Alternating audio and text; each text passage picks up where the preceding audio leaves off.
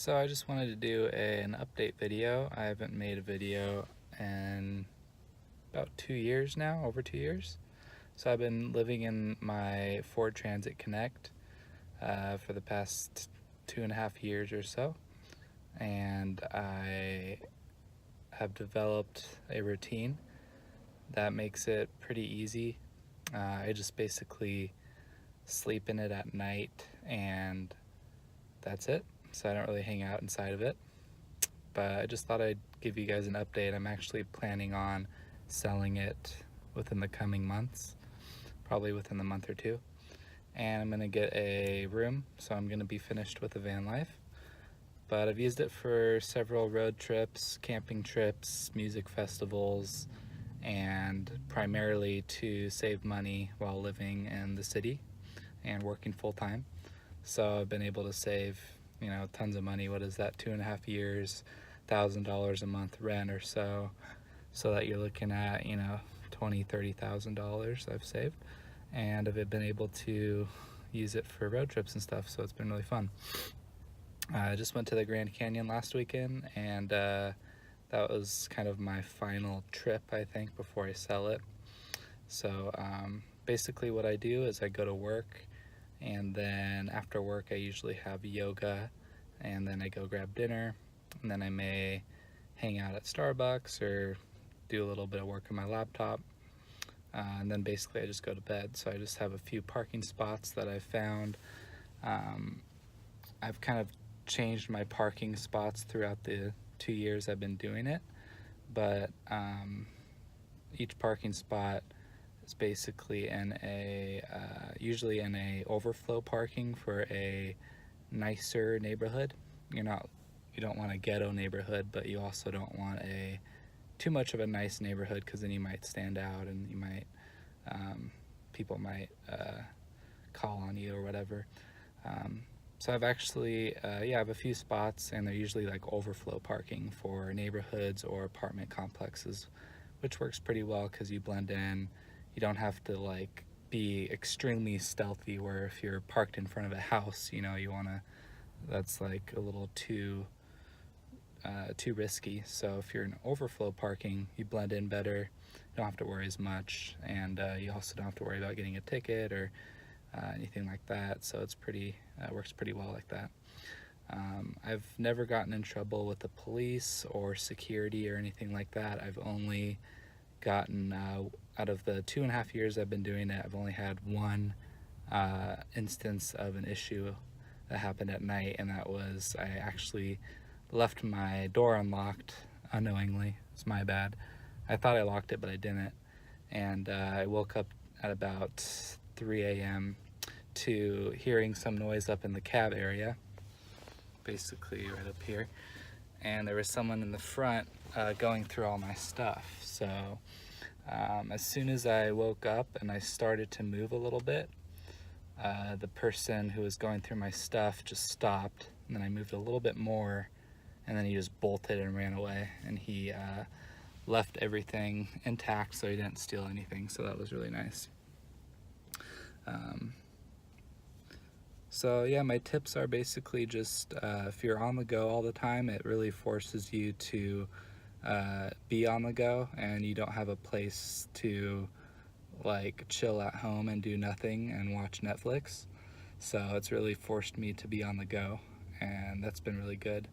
So yeah, like I was saying, I go to gym in the morning. I have a group fitness class that I usually do, and then I go to work, and then I go to yoga, and then I go to dinner, and then I go basically to bed. So it really forces me to be busy because I don't want to hang out here all the time. So yeah, this is basically it. My sink I did not end up using. I just don't actually cook in here at all. You got my fantastic fan up there, and my backpack right there. So basically I just have my bed, and then I just use it for storage underneath it. I never ended up using my sink, and my fridge I actually stopped using as well.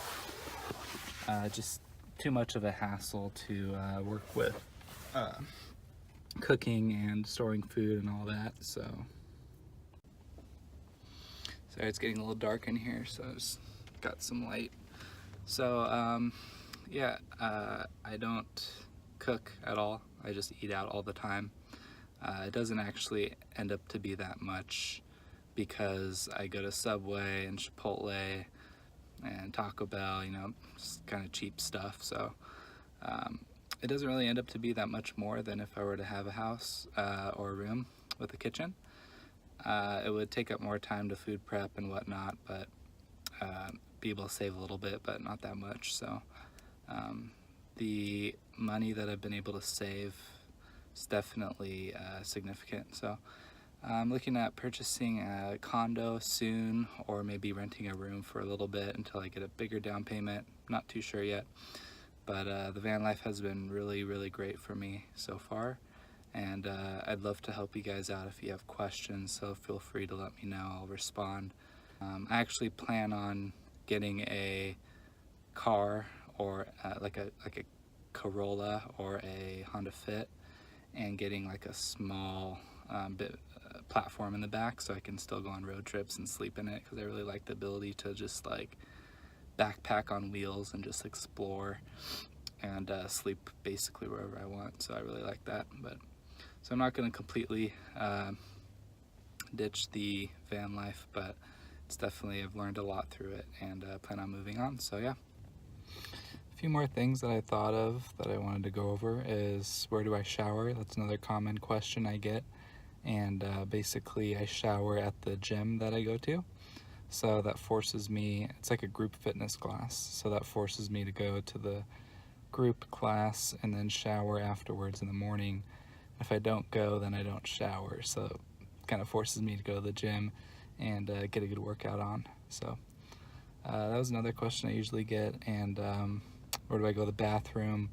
I have a routine. I go before I go to bed at night, so I'll usually go at wherever I eat dinner or at Starbucks before I go to bed, and that covers it 99% of the time. And if I do need to go in the middle of the night, which does happen only a few times, I drive down to the street to a gas station that's open 24 hours, or a fast food restaurant, and go there. So really hasn't happened that often though. So it's yeah, if you get your systems down, it's really not that much of an inconvenience.